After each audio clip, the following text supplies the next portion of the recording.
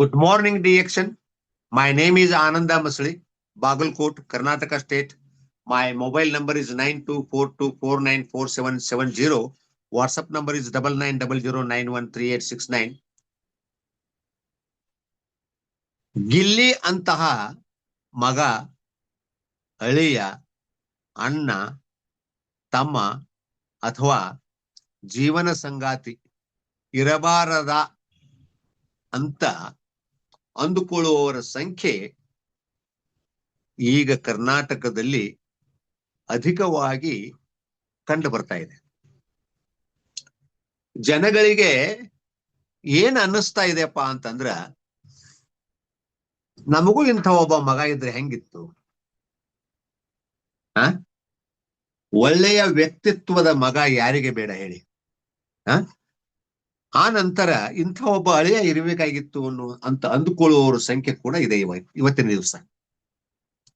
ಜೊತೆಗೆ ಇಂಥ ಅಣ್ಣ ಇರಬೇಕಾಗಿತ್ತು, ಇಂಥ ತಮ್ಮ ಇರಬೇಕಾಗಿತ್ತು, ಅಥವಾ ಇಂತಹ ಜೀವನ ಸಂಗಾತಿ ಇರಬೇಕಾಗಿತ್ತು ಅಂತ ತಿಳ್ಕೊಂಡು ಇವತ್ತಿನ ದಿವಸ ಬಿಗ್ ಬಾಸ್ ಅನ್ನ ನೋಡ್ತಾ ಇರ್ತಕ್ಕಂಥವ್ರು ಮತ್ತು ಗಿಲ್ಲಿಯನ್ನ ಇಷ್ಟಪಡ್ತಾ ಇರ್ತಕ್ಕಂಥ ನವ ಯುವತಿಯರಿಗೆ ಬಹುತೇಕ ಬಹಳಷ್ಟು ಯುವತಿಯರಿಗೆ ಒಂದು ಆಕಾಂಕ್ಷೆ ಇದ್ದಿರಲೇಬಹುದು ಅಂತ ನನ್ನ ಅನಿಸಿಕೆ ಅಷ್ಟೇ. ಏನು ಅಂದ್ರ, ಇಂಥ ಜೀವನ ಸಂಗಾತಿ ನಮ್ಮ ಗಿಲ್ಲಿ ಅಂತಹ ಒಬ್ಬ ಪ್ರಾಮಾಣಿಕ, ಹೃದಯವಂತ, ಒಳ್ಳೆಯ ವ್ಯಕ್ತಿತ್ವವನ್ನು ಹೊಂದಿದಂತ ಹುಡುಗ ನನಗೆ ಸಿಕ್ಕರೆ ಬಹಳ ಚೆನ್ನಾಗಿರ್ತದ ಅಂತ ಅಂದುಕೊಳ್ಳುವ ಕಾಲ ಬಂದಿದೆ ಇವತ್ತಿನ ದಿವಸ. ನಿಜವಾಗ್ಲೂ ಇದು ಸತ್ಯ. ಯಾಕಂದ್ರೆ ಗಿಲ್ಲಿ ನೋಡ್ರಿ, ತನ್ನನ್ನ ನಂಬಿದವ್ರನ್ನ ಯಾವತ್ತಿಗೂ ಕೈ ಬಿಡುವುದಿಲ್ಲ. ಅದಷ್ಟೇ ಅಲ್ಲ, ಅವರ ಬಗ್ಗೆ ಅತಿಯಾದ ಒಂದು ಕಾಳಜಿಯನ್ನು ವಹಿಸ್ತಾನೆ. ತನ್ನ ಬಗ್ಗೆ ತಾನು ಕಾಳಜಿಯನ್ನು ವಹಿಸುವುದಕ್ಕಿಂತಲೂ ಅಧಿಕವಾಗಿ ತನ್ನೊಂದಿಗೆ ಇರುವವರ, ತನ್ನನ್ನು ನಂಬಿದವರ ಬಗ್ಗೆ ಅವನಿಗೆ ವಿಶೇಷವಾದಂತಹ ಕಾಳಜಿ ಅದ.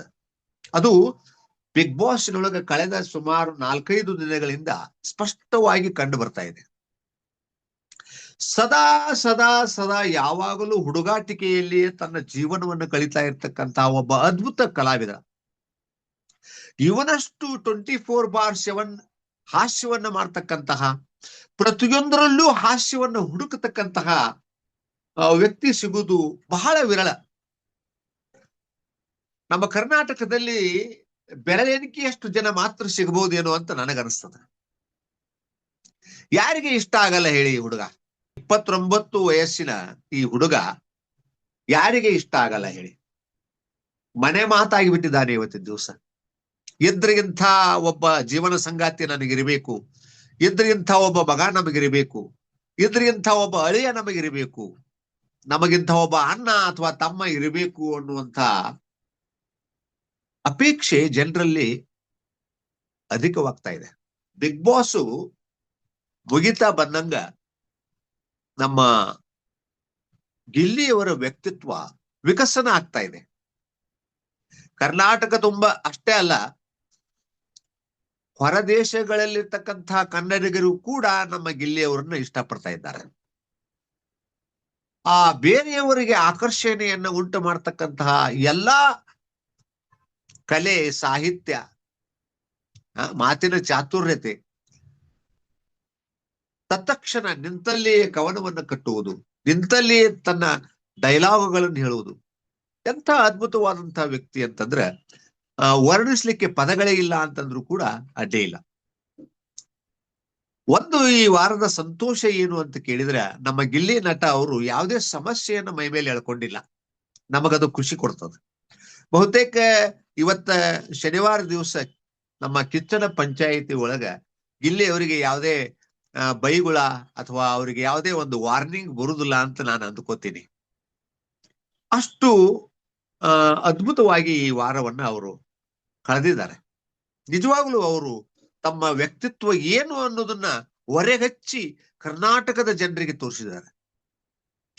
ಕಾವ್ಯ ಅವರು ತಪ್ಪು ಮಾಡಿದ್ರು ಕೂಡ ಆ ತಪ್ಪನ್ನು ನಾನು ಮಾಡಬಾರ್ದು ಅನ್ನುವಂತಹ ಒಂದು ಉದಾತ್ತ ಗುಣ ಏನದಲ್ಲ, ಅದು ಬಹಳ ಅದ್ಭುತವಾದಂತದ್ದು.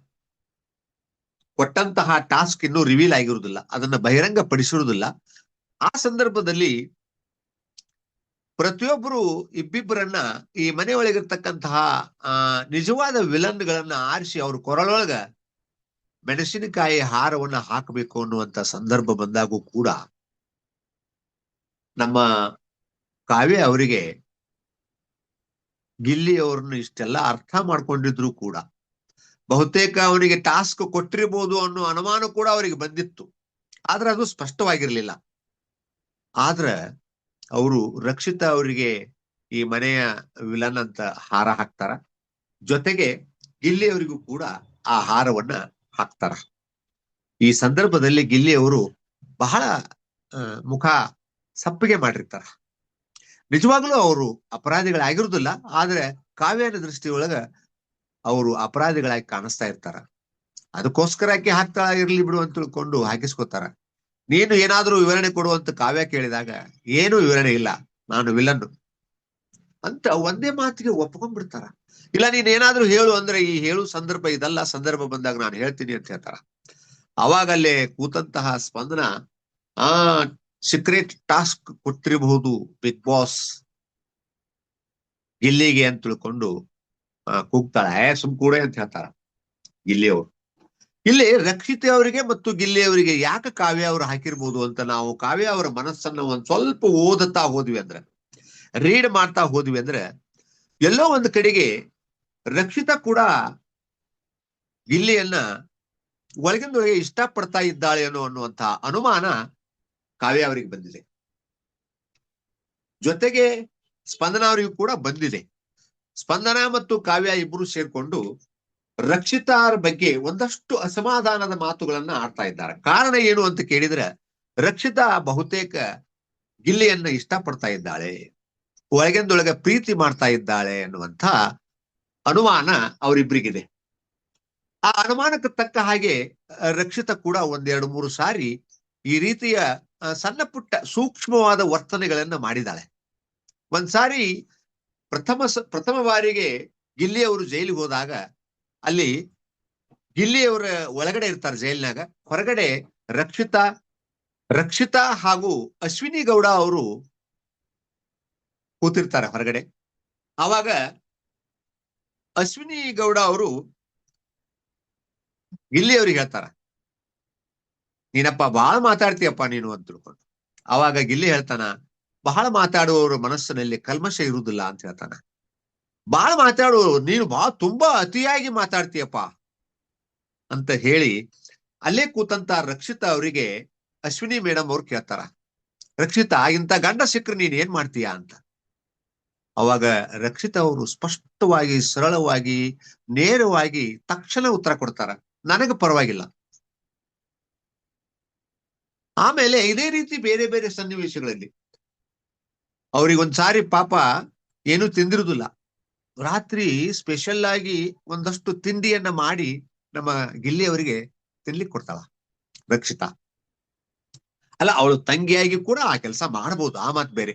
ಬಟ್ ಇಲ್ಲಿ ಏನಾಗಿದೆ ಅಂದ್ರೆ ಆ ರೀತಿ ಕಾಣಿಸ್ತಾ ಇದೆ. ಅದರಲ್ಲೂ ವಿಶೇಷವಾಗಿ ಇವರಿಬ್ಬರಿಗೆ, ಸ್ಪಂದನ ಮತ್ತು ಕಾವ್ಯ, ಅದರಲ್ಲೂ ವಿಶೇಷವಾಗಿ ಕಾವ್ಯಾಗ ಇದು ಬಹಳ ಬಹಳ ಬಹಳ ನೋವಿನ ಸಂಗತಿ. ಹೀಗಾಗಿ ರಕ್ಷಿತಾನ್ ಬಗ್ಗೆ ಒಂದ್ ಸ್ವಲ್ಪ ಅಸಮಾಧಾನ ಕಾವ್ಯಾಗಿದೆ. ಆಮೇಲೆ ಇದೇ ತರ 1-2-3 ಘಟನೆಗಳು ನಡೀತಾವು. ಒಂದ್ಸಾರಿ ಗಿಲ್ಲಿ ಕಾವ್ಯ ಮಾತಾಡ್ತಾ ಇದ್ದಾಗ ಮಧ್ಯದಲ್ಲಿ ಬಂದು ಪಾಪ ರಕ್ಷಿತಾ ಹೇಳ್ತಾಳ, ಕಾವ್ಯ ನೀನಂದ್ರೆ ಗಿಲ್ಲಿಗಿಷ್ಟ, ಗಿಲ್ಲಿ ಅಂದ್ರೆ ನನಗಿಷ್ಟ ಅಂತ ಹೇಳ್ತಾಳ. ಇಂಥ ಸಂದರ್ಭಗಳು ಬಹಳ ಬಂದವು.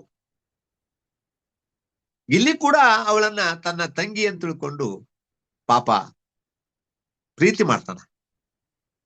ಆಮೇಲೆ ಒಂದ್ಸಾರಿ ಕಿಚ್ಚ ಸುದೀಪ್ ಅವರೇ ಎಲ್ಲರಿಗೂ ಕೇಳ್ತಾರ, ಏನಂದ್ರೆ ಈ ಸದ್ಯಕ್ಕೆ ಮನೆಯೊಳಗೆ ಯಾರ್ದು ಜಾಸ್ತಿ ಅದ ಪವರ್, ಯಾರೀಗ ಚೆನ್ನಾಗಿ ಆಡ್ತಾ ಇದ್ದಾರ ಅಂತ ಅನಿಸ್ತದ ಅಂತ ಕೇಳಿದಾಗ ಎಲ್ರೂ ಗಿಲ್ಲಿ ಹೆಸರು, ಗಿಲ್ಲಿ ರಕ್ಷಿತಾ ಹೆಸರು, ಗಿಲ್ಲಿ ಅಶ್ವಿನಿ ಮೇಡಮ್ ಹೆಸರು ಈ ತರ ಹೇಳ್ತಾರ. ಆದ್ರೆ ಗಿಲ್ಲಿನ ಕೇಳಿದಾಗ, ಕಾವ್ಯನ್ ಕೇಳಿದಾಗ ಗಿಲ್ಲಿ ಅಕ್ಷತಾ ಅಂತ ಹೇಳ್ತಾಳ, ಕಾವ್ಯನ್ ಕೇಳಿದಾಗ ಗಿಲ್ಲಿ ರಕ್ಷಿತಾ ಅಂತ ಹೇಳ್ತಾಳ. ಗಿಲ್ಲಿನ ಕೇಳಿದಾಗ ರಕ್ಷಿತಾ ಮತ್ತು ನಾನು ಅಂತ ಗಿಲ್ಲಿ ಹೇಳ್ತಾನ. ಆಗ ರಕ್ಷಿತಾನಿಗೆ ಎಷ್ಟೊಂದು ಖುಷಿ ಆಗ್ತದಂದ್ರೆ ನಿಧಾನವಾಗಿ ಪಕ್ಕದಲ್ಲೇ ಕುಳಿತಂತ ಎಡಗಡೆಗೆ ಕುಳಿತಂತ ಗಿಲ್ಲಿಯನ್ನ ಅತ್ಯಂತ ಪ್ರೀತಿಯಿಂದ ನೋಡ್ತಾಳ. ಅದು ಅಣ್ಣನ ಪ್ರೀತಿ ಆಗಿರ್ಬಹುದು, ಇನ್ನೊಂದಾಗಿರ್ಬಹುದು, ಆ ಮಾತು ಬೇರೆ.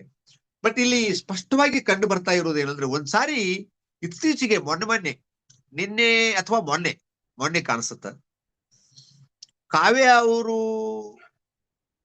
ಒಂದ್ ಸ್ವಲ್ಪ ದೂರದಲ್ಲಿ ಕೂತಿರ್ತಾರ. ಅವ್ರ ಪಕ್ಕದಲ್ಲಿ ಒಂದ್ ಸೀಟ್ ಖಾಲಿ ಇದ್ರು ಕೂಡ ಅಲ್ಲಿ ಕೂಡಲ್ಲ ಅವರು. ಆ ಖಾಲಿ ಇದ್ದ ಸೀಟಿನ ಪಕ್ಕದಲ್ಲಿ ರಜತ್ ಅವ್ರು ಕೂತಿರ್ತಾರ. ರಜತ್ ಅವ್ರ ಪಕ್ಕದಲ್ಲಿ ಗಿಲ್ಲಿ ಅವ್ರು ಕೂತಿರ್ತಾರೆ. ಗಿಲ್ಲಿ ಅವ್ರ ಪಕ್ಕದಲ್ಲಿ ರಕ್ಷಿತಾ ಕೂತಿರ್ತಾಳ. ರಕ್ಷಿತಾ ಗಿಲ್ಲಿ ಜೊತೆ ಏನೋ ಒಂದಷ್ಟು ಹುಡುಗಾಟಿಗೆ ಕುಚೇಷ್ಟೆಗಳನ್ನ ಮಾಡ್ತಾ ಇರ್ತಾಳ. ಆ ಸಂದರ್ಭದಲ್ಲಿ ಕಾವ್ಯ ಅಲ್ಲೇ ಕೂತಿರ್ತಾಳ. ಕಾವ್ಯಗೂ ಕೂಡ ಇನ್ನೂ ಗಿಲ್ಲಿಗೆ ಕೊಟ್ಟಂತ ಸೀಕ್ರೆಟ್ ಟಾಸ್ಕ್ ಬಗ್ಗೆ ಗೊತ್ತಾಗಿರುವುದಿಲ್ಲ. ತಲೆಗೆ ಬಣ್ಣ ಅದು ಹಚ್ಕೊಂಡು ಕೂತಿರ್ತಾಳ. ಗಿಲ್ಲಿ ತಕ್ಷಣ ಒಂದ್ ಮಾತು ಕೇಳ್ತಾನ. ಅದು ನಾನು ಕೇಳಿಲ್ಲ ಕಿವಿಲೆ, ಬಟ್ ಬೇರೆ ಬೇರೆ ವಿಡಿಯೋಗಳಲ್ಲಿ ಬಂದಿದೆ. ಏನಂದ್ರೆ, ಏನೇ ರಕ್ಷಿತಾ, ನೀ ನನ್ನ ಲವ್ ಮಾಡ್ತಾ ಇದ್ದೀಯಾ ಅಂತ ಕೇಳ್ತಾನ. ಅವಾಗ ಅಲ್ಲೇ ಕೂತಂತ ಕಾವ್ಯ ಬಹಳ ಮುಖ ಮೇಲೆ ಮಾಡಿ ಬಹಳ ಒಕ್ಕಾಡಿಸಿ ಜೋರಾಗಿ ನಗ್ತಾಳ. ಇದೆಲ್ಲಾ ಘಟನೆಗಳನ್ನು ನೋಡಿದಾಗ ಎಲ್ಲೋ ಒಂದು ಕಡೆಗೆ ಪಾಪ ಆಕಿ ನಾನೇನು ಪ್ರೀತಿ ಮಾಡ್ತಾ ಇಲ್ಲ ಅಂತ ಉತ್ತರ ಕೊಡಲ್ಲ, ಸುಮ್ಮನೆ ನಾಚಿ ಕೂತ್ ಬಿಡ್ತಾಳ. ಇದೆಲ್ಲಾ ಸಂದರ್ಭಗಳನ್ನ ನೋಡಿದಾಗ ನಮ್ಮ ಗಿಲ್ಲಿ ನೋಡ್ರಿ ಎಷ್ಟು ಜನರಿಗೆ ಇಷ್ಟ ಆಗ್ತಾ ಇದ್ದಾನೆ. ಸ್ವತಃ ಆರಂಭದಿಂದಲೂ ವಿರೋಧ ಮಾಡ್ಕೊಂತ ಬಂದಂತಹ ಅಶ್ವಿನಿ ಗೌಡ ಅವರು ಕೂಡ ಗಿಲ್ಲಿಯನ್ನ ಇಷ್ಟಪಡ್ತಾ ಇದ್ದಾರೆ. ಇಟ್ ಮೀನ್ಸ್ ಅವ ಒಳ್ಳೆ ಮಗ ಅಥವಾ ಒಳ್ಳೆ ಒಬ್ಬ ತಮ್ಮ ಅನ್ನುವಂತ ಒಂದು ಪ್ರೀತಿ ಅವರಲ್ಲಿ ಮೂಡಿದ ಇವತ್ತಿನ ದಿವಸ. ಕಾರಣ ಏನು ಅಂದ್ರೆ, ಚಿತ್ರಾನ್ನ ಮಾಡಿರ್ತಾರ. ನಿನ್ನೆ ಬೆಳಗ್ಗೆ ಚಿತ್ರಾನ್ನ ಮಾಡಿರ್ತಾರ ಅವರು. ಆ ಚಿತ್ರಾನ್ನವನ್ನು ತಿನ್ನುವಾಗ ಅಲ್ಲೇ ಕೂತಂತಹ ಈ ಗಿಲ್ಲಿ ಅಶ್ವಿನಿ ಮೇಡಮ್ ಅವ್ರಿಗೆ ಹೇಳ್ತಾನ, ಮೇಡಮ್ ಅವರ ಚಿತ್ರಾನ್ನ ಬಹಳ ಸೂಪರ್ ಆಗ್ಯದ, ಬಹಳ ಅದ್ಭುತವಾಗ್ಯದ, ನೀವು ಅನ್ನಪೂರ್ಣೇಶ್ವರಿ ಇದ್ದಂಗ ನೋಡ್ರಿ, ಎಷ್ಟು ರುಚಿಯಾಗಿ ಮಾಡಿರಿ ಅಂತ ಹೇಳ್ತಾನ. ಅವಾಗ ಅಶ್ವಿನಿ ಮೇಡಮ್ ಅವರು ಒಂದ್ ಮಾತು ಹೇಳ್ತಾರ. ಈ ಮಾತನ್ನ ಬೇರೆಯವ್ರು ಹೇಳಿದ್ರೆ ನಾನು ನಂಬುತ್ತಾ ಇರ್ಲಿಲ್ಲ ಗಿಲ್ಲಿ, ನೀನ್ ಹೇಳ್ತೀಯಲ್ಲ ನನಗೆ ಬಹಳ ಇಷ್ಟ, ನೀನ್ ಹೇಳಿದಿ ಅಂದ್ರೆ ನನಗೆ ಬಹಳ ಖುಷಿ ಆಯ್ತು ಅಂತ ಹೇಳ್ತಾರ ಅವ್ರು. ಅಂದ್ರೆ ಗಿಲ್ಲಿಯ ಮಾತು ಅಷ್ಟೊಂದು ಪವಿತ್ರವಾಗಿರ್ತಾವ. ಅವನು ಹಿಂದೊಂದು ಮುಂದೊಂದು ಮಾತಾಡಲ್ಲ, ಎದುರಿಗೆ ಹೇಳ್ಬಿಡ್ತಾನ. ಒಳ್ಳೇದಿದ್ರು ಹೇಳ್ತಾನೆ, ಕೆಟ್ಟದಿದ್ರು ಹೇಳ್ತಾನೆ. ಆ ಒಂದು ದೊಡ್ಡ ಗುಣ ಅವನಲ್ಲಿದೆ. ಅದಕ್ಕೋಸ್ಕರ ದಯವಿಟ್ಟು ನಮ್ಮ ವಿಡಿಯೋಗಳನ್ನ ನೋಡ್ರಿ. ಮತ್ತೆ ನಾನು ಬೇರೆ ಬೇರೆ ವಿಡಿಯೋಗಳನ್ನ ಇನ್ನೂ ನಾನು ಅಪ್ಲೋಡ್ ಮಾಡೋನಿದ್ದೇನೆ. ನಮಗೆ ಲೈಕ್ ಮಾಡ್ರಿ, ಶೇರ್ ಮಾಡ್ರಿ, ಸಪೋರ್ಟ್ ಮಾಡ್ರಿ, ಸಬ್ಸ್ಕ್ರೈಬರ್ ಆಗ್ರಿ. ನೀವಾಗಿದ್ರೆ ಬೇರೆಯವ್ರಿಗೆ ಆಗ್ಲಿಕ್ಕೆ ಹೇಳ್ರಿ ಅಂತ ಹೇಳ್ತಾ ನನ್ನ ಮಾತುಗಳನ್ನು ಮುಗಿಸ್ತಾ ಇದ್ದೇನೆ ಸರ್. ಮುಂದಿನ ವಿಡಿಯೋದಲ್ಲಿ ಭೇಟಿ ಆಗೋಣ.